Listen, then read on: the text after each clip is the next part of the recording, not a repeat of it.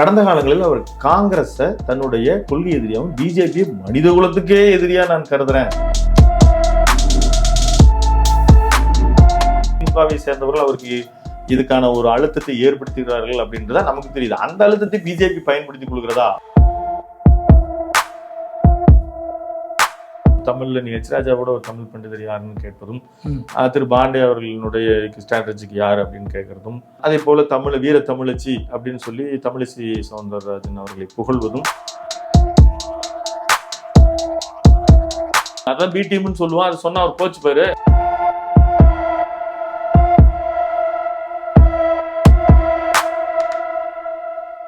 அறம் தமிழ் நேயர்களுக்கு வணக்கம். இன்று எஸ்ஆர்எம் பல்கலைக்கழகத்தில் சொல் தமிழா சொல் நிகழ்ச்சியில் பாஜக தலைவர் அண்ணாமலை அவர்களும் நாம் தமிழர் ஒருங்கிணைப்பாளர் சீமான் அவர்களும் ஒரே மேடையில் அமர்ந்தது தமிழக அரசியலில் ஒரு பரபரப்பை ஏற்படுத்தியுள்ளது. இது பற்றி பேச நம்முடைய இணைந்திருக்கிறார் அறம் தமிழ் எடிட்டர் திரு விஜயராண் அவர்கள். சார் வணக்கம். வணக்கம் சார், சில நாட்களுக்கு முன்பு மத்திய நிதியமைச்சர் நிர்மலா சீதாராமன் அவர்களை சீமான் சந்திச்சதா ஒரு தகவல் வந்துச்சு. ஆனால் அவர் அதை மறுத்துட்டாரு. இன்னைக்கு பாஜக தலைவர் அண்ணாமலை அவர்களும் சீமானும் ஒரே மேடையில் இருந்தது ஒரு கூட்டணிக்கு அச்சாரத்தை நிகழ்த்துன்னு நினைக்கிறீங்களா? நிதியமைச்சர் நிர்மலா சீதாராமன் அவர்களும் திரு சீமான் அவர்களும் நேற்று அவங்க சந்தித்ததாகவும், பிறகு திரு சீமான் அவர்கள் நான் சந்திக்கல அப்படின்றதை மறுத்து தெரிவித்திருந்தார்.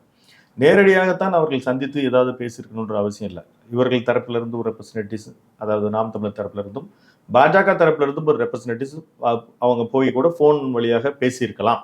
இப்போ ஏன் இதை பேசுவது இங்கு ஒரு பேசு பொருளாக இருக்கு அப்படின்னா, கடந்த காலங்களில் அவர் காங்கிரஸை தன்னுடைய கொள்கை எதிரியாகவும் பிஜேபி மனித குலத்துக்கே எதிரியா நான் கருதுறேன், என்னால் நெருங்கி வர முடியாதுன்னு சொன்னார். ஆனால் சமீபத்தில் அவருடைய பேச்சு ராஜாவை அவர்களை புகழ்வது, திருமதி தமிழிசை சவுந்தரராஜனை புகழ்வது, திரு பாண்டே அவர்களை புகழ்வது, பாண்டே அவர்களுடைய ஒரு சமீபத்திய அவர்களுடைய ஊடக நிகழ்ச்சியில கூட இவர் போய் கலந்துக்கிட்டார். திரு சீமான் அவர்கள் செங்கோட்டையன் அவர்கள் மேடை ஏறி பேசினாங்க.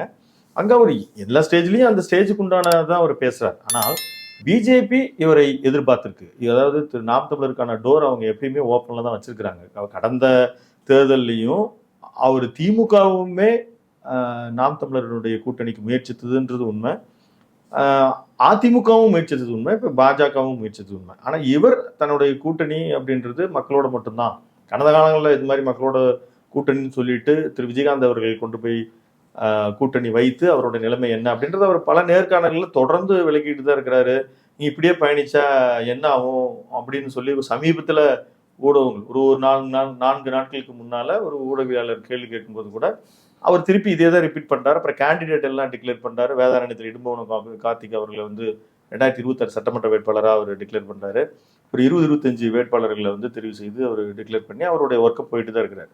ஆனால் இப்படி இருக்கிற பட்சத்துல அவர் சந்திப்பு அப்படின்றது சில நேரங்கள்ல ஒரு டிபேட், ஒரு பத்திரிகை நடத்துது. அதுல 2 துருவம் இருக்கிறவங்க, திரு கார்த்திக் சிதம்பரம், திரு அண்ணாமலை, இவங்க எல்லாம் ஒரே மேடையில வராங்க. அப்போ ஒரு ஹாஸ்பிட்டாலிட்டி வரும் பொழுது கூட அருகாமையில அமர்ந்து பேசினது, இப்ப இங்க கூட ஒரு அறையில அவங்க உட்கார்ந்து பேசுனது புகைப்படம் வெளியாச்சு. இப்போ திரு சீமான் அவர்கள், திரு அண்ணாமலை, திரு பாரிவேந்தர் இவங்க எல்லாம் ஒரு உட்கார்ந்து பேசுறதாகவும், அது அமர் பிரசாத் ரெட்டி அவர்கள் டோர் க்ளோஸ் பண்றதாகவும், அது ஒரு எல்எல்லோடவும் புகைப்படங்கள் வந்ததை நம்ம பார்த்தோம். இப்படி பேசக்கூடாதுன்னு ஒண்ணும் கிடையாது சார். இப்ப ஹோட்டல்ல ஒரு சந்திச்சாங்கன்னா வெளிப்படையா தெரிஞ்சிடும். இந்த மாதிரி ஒரு நிகழ்ச்சிகள்ல போய் சந்திச்சோம்னா ஒரு மறைமுகமான சந்திப்பா இருக்குன்னு தான். எப்படினாலும் இந்த மேடையில் அவங்க ஏறி பேசும்பொழுது, இது ஒரு அரசியல் கட்சி மேடை இல்லை, இது ஒரு பத்திரிகையாளர்கள் மேடை இல்லை, இது ஒரு தமிழ் சார்ந்த ஒரு நிகழ்ச்சி. அந்த நிகழ்ச்சியில அவர் பேசுவது, ஏற்றுக்கொள்வது, இதற்கு முன்னால் ஒரு திருமண வீடுகளில் அவங்க சந்திச்சுக்கிட்டாங்க. ஏன் ஒரு தனி சந்திப்பை கூட அவங்க நிகழ்த்தினாலும் நம்ம எதுவுமே அதை ஒய் அப்படின்னு நம்ம கேட்கவே முடியாது. திரு ரஜினிகாந்த் அவர்களை சந்திச்சார், நான் வெளிப்படையாக சொன்னேன் அப்படின்னு. ஏன்னா இந்த ஸ்டேஜில் அவர்கள் பேசிய விதம் அப்படின்னு வேணா நீங்க இப்போ திரு அண்ணாமலை அவர்கள் குறிப்பிடுறார், நான் தேசியத்தின் வழியாக தமிழை பார்க்குறேன், அவர் தமிழ் வழியாக தேசியத்தை பார்க்குறாரு அப்படின்லாம் சொல்றாரு. அவர் தான் நாளைக்கு அதுக்கான இன்டரப்ட் எல்லாம் கரெக்டாக சொல்லணும். அது எதன் வழியாக பார்ப்பதனால என்ன அர்த்தம் இருக்கு, எனக்கு அவருக்கு ஒரு ஒற்றுமை இருக்கு அப்படின்லாம் சொல்றாரு. பார்ப்போம். அது தேர்தல் கூட்டணியாக இருப்பதற்கு வாய்ப்பு இல்லை அப்படின்னு தான் நம்மளால் கணிக்க முடியுது. எனக்கு என்ன சந்தேகம்னா, இவரை போர் வீரர் சீமான் அப்படிங்கிறாரு, அவர் அண்ணாமலையால தான் தமிழகத்துல பிஜேபி வளர்ந்துருக்குன்னு சொல்றாரு. இதெல்லாம் மிகப்பெரிய சந்தேகத்தான் உருவாகுது. இல்லை, இது ஒருத்தர் ஒரு மேடை நகரத்தின் கருதி இவங்க 2 பேருக்கும் பொது எதிரி திமுக, அந்த அடிப்படையில் அவர்கள் ஒரு உறுப்பு கொள்ளுகிறார்கள் நம்ம எடுத்துக்கலாம். மும்மொழி கொள்கை, சான்ஸ்கிருத்துக்கு அதிகமாக மத்திய அரசு நிதி ஒதுக்குது, பல்வேறு தமிழை ஓரங்கட்டப்படுவதாக கூட பல விமர்சனங்கள் வந்து கொண்டிருக்கும் போது மோடி தான் தமிழை வளர்க்கிறாருங்கிற மாதிரி ஒரு இதை வச்சிருக்காரு சீமான். இல்ல மோடி வளர்க்கிறாருன்ற வார்த்தையை அவர் பிரயோகப்படுத்தல, அவரை உயர்த்தி பிடிக்கிறார் உயர்த்தி அப்படின்னு, அந்த மாதிரி அவரு சொல்றாரு. அது ஒரு வகையில அவர் இந்த நாட்டை விட்டு வெளியே போனாலும் தமிழ் மூத்த மொழி என்பதும் தமிழ் மொழிக்காக அவர் வந்து பல இடங்களில் பேசுவதும் உண்மைதான். அது வந்து ஒரு ஓட்டு அரசியலுக்காக செய்யறாரா, சமஸ்கிருதத்துக்கு செலவு பண்றாங்க, தமிழுக்கு ஏன் பண்றாங்கன்னா தமிழ் வந்து இங்க நடைமுறை மொழியாக இருக்குது. அது கிட்டத்தட்ட அதுக்கு ஒரு காலத்தில் எல்லா விதமான நூல்களும் சமஸ்கிருதத்துல இருந்தது பொழுது இன்னைக்கு அதை பேச்சு மொழியாகவும் அதை நிறைய பேச வைப்பதற்கு முயற்சி செய்வதற்காக அவங்க கூடுதலாக செலவழிக்கிறாங்க. அதை நாம வந்து ஏன் இங்கே தோன்றிய ஒரு மொழி ஏன் நீங்க கூடுதலா செலவழிக்கிறீங்க அப்படின்னு நம்ம கேட்க முடியாது. தமிழுக்கு நீங்க அதிகமா செய்யுங்க. இப்போ கீழடி மாதிரியான ஒரு இடங்களுக்கு அதற்கான ஆராய்ச்சி முடிந்து அது ஒரு கார்பன் டெஸ்ட் பண்ணி 2000 வருஷம் 3000 வருஷம் அது அந்த டெஸ்ட்டை வந்து ப்ராப்பரா நீங்க ஒரு அரசிதழில் வெளியிடுங்க. இந்த மாதிரியான கோரிக்கைகளை இங்கிருந்து வெளிப்படுத்தி அதுக்கு அவங்க செவி சாய்க்கணும். இன்னும் சிந்து சமவெளி நாகரிகம் தான் ரொம்ப மூத்த நாகரிகம் அப்படின்னு இருக்கும்போது தமிழ் நாகரிகம் இங்க இருக்கிற ஒரு விழுமியங்களை அவரை வந்து எடுத்து செய்வதற்கு இங்க இருக்கிற அரசும் முயற்சி பண்ணணும். அதை செய்யறது வழியாகத்தான் அது சரியா இருக்க முடியும். அடுத்ததாக இப்ப அறிவு சார்ந்த கல்வி சார்ந்த இடங்கள், புத்தக கண்காட்சியா இருக்கட்டும், இன்னைக்கு கூட கல்லூரிக்கு தான் போயிருக்கிறாரு. இந்த மாதிரி ஒரு அறிவு சார்ந்த இடம் சொல்றீங்க திரு சீமானா? ஆமாமா, ஓகே. அங்க போறாரு, அங்க அரசியல் பேசுறது ஓகே அப்படின்னு நம்ம வச்சுக்குவோம். அடுத்தது வந்து அங்க போய் தமிழை வந்து உயர்த்தி பிடித்து ஆங்கிலத்தை சிறுமைப்படுத்துறாரு. இது வந்து ஆங்கிலம் தான் எங்க டிராவல் பண்ணாலும் உலகம் ஃபுல்லா ஒரு கம்யூனிகேஷன் டூலா இருக்கு. மருத்துவ கல்வியிலிருந்து எல்லாமே ஆங்கிலத்துல தான் இருக்கு. அது மாணவர்களை டிமோட்டிவேட் பண்ற மாதிரி அமையாதான்? இல்ல அவர் சிறுமைப்படுத்துறாருன்னு ஆங்கிலத்துல எங்கேயும் பார்க்க முடியல. அவர் வந்து தாய்மொழி கல்வி வலியுறுத்தி பேசுறாரு. ஒருவருக்கு வந்து இப்ப தேசிய கட்சிகளா இருக்கக்கூடிய பிஜேபிக்கு மும்மொழி கொள்கை, இங்க இருக்கிற மாநில கட்சி குறிப்பாக 2 திராவிட கட்சிகளுக்கு இருமொழி கொள்கையை வலியுறுத்துறாங்க. அவர் எப்பயுமே இது எல்லாமே பித்தலாட்டம், ஒரே மொழி தான், அது தாய்மொழியில கற்றாதான் அது சிறப்பா இருக்கணும்ன்றது அவருடைய நிலைப்பாடு. தாய்மொழி கல்வி அப்படின்றது அவர் மட்டும் கிடையாது. மகாத்மா காந்தியில இருந்து ஆரம்பிச்சு பல சயின்டிஸ்ட் இங்க இருக்க மட்டும் இல்ல, உலகில் இருக்கக்கூடிய பெரும்பான்மையான அறிவியலாளர்கள் என்ன சொல்றாங்களோ, நீங்கள் பேசும் உங்களுடைய தாய்மொழின்னு போய் அங்கிருந்து பிறந்து வளர்ந்து அவர் தினசரி ஒரு கம்யூனிகேட் பண்றாருன்னு வச்சுக்கோங்களேன். இப்போ ஒரு தலைமுறை போய் அமெரிக்காவிலே பிறந்து வளருது. அவர்கள் வந்து தினசரி பேசக்கூடியது திங்க் பண்றாங்க பாத்தீங்களா, அந்த யோசிக்கிற மொழியிலேயே அவர்களுடைய கல்வி இருந்துச்சுன்னா அவருடைய யோசிக்கிற திறன் அதிகமா இருக்கும், அறிவுத்திறன் அதிகமா இருக்கும். இப்போ அப்துல் கலாம் கூட அப்படிதான் ஒரு இடத்துல குறிப்பிட்டார், நான் தமிழில் தான் சிந்திக்கிறேன், எழுதும் பொழுது நான் வேற மொழிகளில் வந்து கொண்டு வந்து சேர்க்கிறேன் அப்படின்லாம் அவர் சொல்லியிருந்தார். அப்ப கல்வியும் அந்த மாதிரி இருந்தால் சிந்தனை திறன் அதிகமா இருக்கும், அதுல எந்த மாற்று கருத்தும் கிடையாது. அப்போ அவர் குறிப்பிடும் பொழுது நிறைய மொழி கூறுகளை, மொழி சொற்களை வந்து நாங்க இந்த மொழி இங்கிருந்து கையாண்டு, அது உண்மைதான். ஆங்கிலம் கொல்னா கில்ங்கிறாரு, அந்த மாதிரி அது வந்து ஆராய்ச்சிக்குரியது. லிங்குஸ்டேஷன் சொல்லி மொழிகள் ஆய்வறிஞர்கள் எல்லாம் அப்படித்தான் அதை ஒத்துக்கிறாங்க.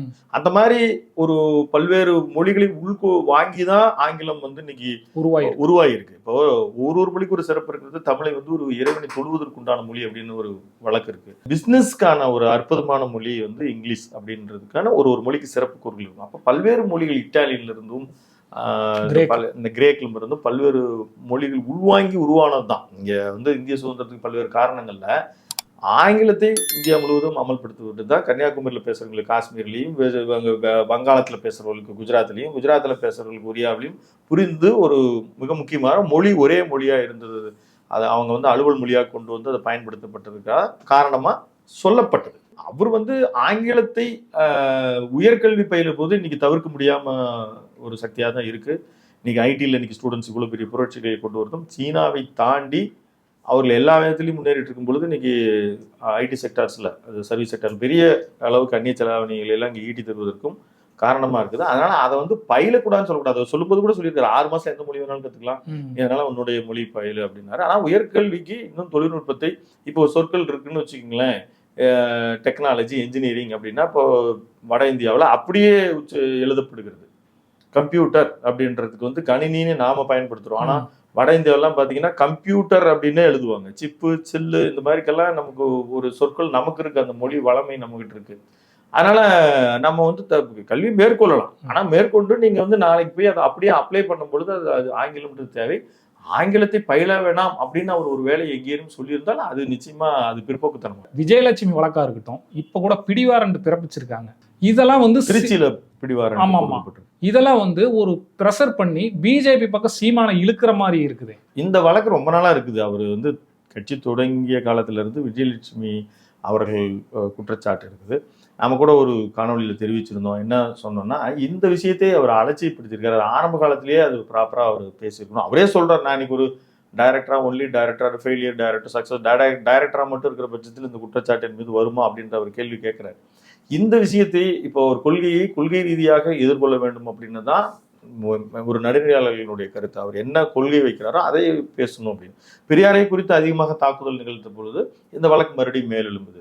இப்போ இது தனிப்பட்ட ஒரு உறவுகளை வந்து பொது வழியில் ஒருத்தவங்க தொடர்ந்து பேசுறாங்க. அப்ப அதை அவர் மிகச்சரியா கையாண்டிருக்கணும். இது திமுகவை சேர்ந்தவர்கள் அவருக்கு இதுக்கான ஒரு அழுத்தத்தை ஏற்படுத்துகிறார்கள் அப்படின்றத நமக்கு தெரியுது. அந்த அழுத்தத்தை பிஜேபி பயன்படுத்திக் கொள்கிறதா அப்படின்றது நமக்கு இன்னும் கூடிய சீக்கிரத்தில் தெரிஞ்சு போயிடும். சார், அப்ப திருச்சியில வருண்குமார் அவர் கொடுத்த வழக்கு வந்து பாத்தீங்கன்னா அது இன்றைக்குதான் அவருக்கு வந்து ஆஜராகுது. அது வந்து தொடக்கத்துல வந்து விக்கிரவாண்டியில திரு சாட்டை முருகன் அவர்கள் வந்து கலைஞரை குறித்து ஒரு பாடல் பாடுகிறார். அதை தொடர்ந்து அவர் ஆஜராகிறாரு. அது இங்க இருக்கிறவர்கள் செல்போன்ஸ் எல்லாம் கைப்பற்றுகிறார்கள், டேட்டா லீக்கேஜஸ்லாம் ஆச்சு அப்படின்னு இவங்களுக்கு ஒரு கோபத்துல தொடர்ந்து பேசினால இன்னைக்கு வந்து திரு வருண்குமார் அவர்கள் வந்து எஸ்பியில இருந்து அவர் டிஐஜி ஆயிட்டாரு. அந்த வழக்கை தொடர்ந்து அவர் பேசுறாரு. 2 பேரும் பொதுவெளியில நிறைய பேசிக்கிட்டாங்க. அந்த வழக்குக்கு நீதிமன்றத்திற்கு நேரடியாக ஆஜராக வேண்டும். அந்த வழக்குல அவருக்கு ஏதோ ஒரு நேரடியாக வர வேணும்னு பிடிவாரண்டு இடப்பட்டிருக்கிறது. அதை அவர் எதிர்கொள்ள வேண்டும். அதை அவர் அதுக்கான இதை விரைவில் நம்ம பார்க்க போறோம். அடுத்ததா சீமான் வந்து எங்கேயுமே கூட்டணி இல்லை அப்படின்னு சொல்றாரு. திமுகவை தான் மெயின் எதிரியா அவர் கருதுறாரு. எனக்கு என்ன தோணுதுன்னா, இவர் பிஜேபிக்கு ஒர்க் பண்ணி ஓட்டெல்லாம் பிரிச்சு பிஜேபி ஒரு பெரிய இதா கொண்டு வரணும் அப்படின்னு நினைக்கிறாருன்னு நினைக்கிறேன். இல்லை, அந்த மாதிரி பிஜேபியை பெரிதாக கொண்டு வருவதற்கு அவர் ஏன் இவ்வளவு கடினமாக பேசணும், ஓடணும், உழைக்கணும்னு நமக்கு தெரியல. ஆனால் நீங்கள் படுகிற சந்தேகம் எப்படின்னா, இப்போ பொது எதிரி திமுக, இவர் கூட்டணி வைக்காமல் ஆனால் திமுகவை மட்டும், திமுகவினுடைய கொள்கை விஷயங்களை மட்டும் எதிர்த்து பேசுவதன் வழியாக அந்த வாக்கை மடைமாற்றம் செய்வதற்கு முயற்சிக்கிறாரோ அப்படின்னு நீங்கள் சந்தேகப்படலாம். ஒருவேளை அந்த சந்தேகம் சமீபத்தில் ஒரு பெரியார் குறித்து பேசிய போது நிறைய மீடியா பர்சன்ஸ் அப்படிதான் எழுப்பினாங்க. ஏன்னா நீங்க என்ன பேசுனீங்க, கடந்த காலத்துல நீங்க எப்படி அறியப்பட்டீங்க? பிஜேபியோட மிகப்பெரிய ஒரு ஐடியாலஜிக்கல் எதிரியா தான் பெரியாரா ப்ரொஜெக்ட் பண்றாங்க. அப்பதான் மிகப்பெரிய சந்தேகம். அந்த வகையில் ஒற்றுமையில திரு தமிழிசை சவுந்தரராஜன் அவர்கள், இவர்கள் வந்து தமிழ்ல நீங்க எச்ராஜாவோட ஒரு தமிழ் பண்டிதர் யாருன்னு கேட்பதும், திரு பாண்டே அவர்களுடைய ஸ்ட்ராட்டஜிக்கு யார் அப்படின்னு கேட்கறதும், அதே போல வீர தமிழச்சி அப்படின்னு சொல்லி தமிழிசை சவுந்தரராஜன் அவர்களை புகழ்வதும், இதெல்லாம் அடிப்படையில் நீங்க ஒருவேளை உங்களுக்கு அந்த சந்தேகம் வந்திருக்கலாம். அப்படி எடுக்கிறதா இருந்தா ஒருவேளை அந்த மாதிரியான ஒரு நிலைப்பாடை, ஒரு கூட்டணி நிலைப்பாடை எடுத்தால், அவர் நேரடியாக ஒரு கூட்டணியை எந்த ஒரு கட்சியோடையும் அவர் யார் வைக்க வேணாம்னு சொல்லாங்க. டிசிஷன் மேக்கர் அவர் தான், அவர் யாரும் கேள்வி கேட்கறது கிடையாது. அப்படி ஒரு வேலை அந்த கட்சிக்கு வந்து ஒரு பயன்படும் பொது எதிரியை திமுகவை வீழ்த்த வேண்டும் நினைத்தா அவரு வந்து ஒரு பிஜேபியோடையோ அல்லது ஒரு கூட்டணி போவதோ அவரை இல்லைன்னு தான் சொல்றாரு. அப்படி செய்தால் நேரடியாக ஒரு கூட்டணி வச்சாதான் அந்த கட்சி பயனடையும். அந்த கட்சியில் இருக்கக்கூடிய மெம்பர்ஸ், அங்கே போட்டியிடக்கூடியவர்களுக்கு பயனுள்ளதா இருக்கும். இப்படி ஒருத்தர் வீழ்த்திட்டு, அதாவது இது வந்து என்னைக்குனாலும் வெளிப்பட்டுரும். திமுகவை அவர்களை வந்து கடுமையான பிரச்சாரங்கள் வழியாக மட்டும் தாக்குதல் செய்து அந்த ஓட்டை அடுத்து அதுக்கு எதிர்மணியில் இருக்கிறவங்களுக்கு போக செய்வது. இப்படி பண்ணாருன்னா அந்த ஓட்டு பிஜேபிக்கு தான் போகும்னு நம்ம சொல்ல முடியாது. அந்த ஓட்டு யாருக்கு வேணாலும் போகலாம். அது அதிமுக பிஜேபி கூட்டணியில இருந்தா போகலாம், அல்லது திரு விஜய் அவர்கள் எந்த கூட்டணி இல்லாம வராருன்னு வச்சுக்கலாம், அங்க போகலாம். அல்லது நாளைக்கு வேறு ஏதேனும் கூட ஒரு சின்ன பார்ட்டி அங்க ஒரு எமர்ஜிங் ஆகுதுன்னு 1 வருடங்கள் இருக்கு. திரு தமிழக வாழ்வுரிமை கழகம் திரு வேல்முருகன் ஒரு அதிருப்தியில் இருக்கிறாரு. அவரு ஒரு பல தொகுதிகள்ல கம்யூனிஸ்ட் கூட அதிருப்தியில இருக்கிறாங்க. எது வேணாலும் நடக்கலாம் நாளைக்கு வெளியில வரும்போது. அப்போ தாக்குதல் திமுகவின் மீது மட்டும் நிகழ்கிறது. அந்த ஓட்டு தனக்குத்தான் வரும், அல்லது தனக்கு வரவில்லை என்றால் அதை எதிர்க்க வேறு ஒருவருக்கு போறதுக்கு வாய்ப்பு இல்லை. அது கூட்டணியாக நிகழ்ந்தால், மறைமுக கூட்டணி ஒன்று செய்தால் அது பிரயோஜனப்படாது. நேரடி கூட்டணி அப்படின்னு ஒண்ணு இருந்தா, அதான் பி டீம்னு சொல்லுவான். அது சொன்னா அவர் கோச்சுப்பாரு, பயங்கர கோச்சுக்குவாரு. அது இப்படி கடந்த காலத்துல இப்ப உத்தரப்பிரதேசத்துல மாயாவதி இந்த மாதிரியே தான் இருந்து அவங்க இன்னைக்கு இருக்கிற இடமே இல்லாம போயிட்டாங்க. தொடர்ந்து பார்ப்போம் நம்ம அவர் என்ன நடக்கும். உங்க கருத்து பதிவுக்கு மிக்க நன்றி சார். நன்றி. இணைந்திருங்கள் அறம் தமிழுடன். நன்றி.